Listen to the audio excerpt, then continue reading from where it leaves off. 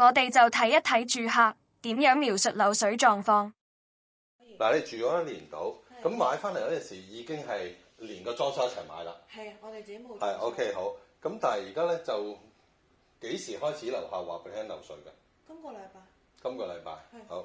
嗱，其實咧我睇嗰啲圖咧，其實嗱下低嘅狀況就係有個假天花啦，所以滴咗好耐水咧，佢先會，即係已經滴咗一段時間㗎啦。係。啊，當你即係唔會話一滴就發現㗎，咁滴咗好耐啦，開始穿過嗰個假天花，先至發現，咁其實係一段頗為長嘅時間嘅。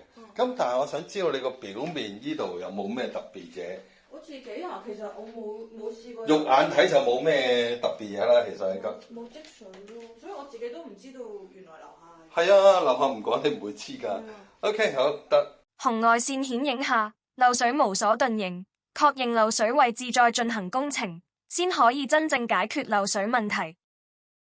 漏水其實一個好繁複嘅問題，如果胡亂去做工程，睇唔到會解決到問題。所以如果要解決到漏水問題，首先應該揾漏水專業人士用唔同嘅儀器，確定好漏水問題先至定點做工程。如果唔係，只會浪費時間及金錢。K21 漏水檢查預約：WhatsApp 92185392。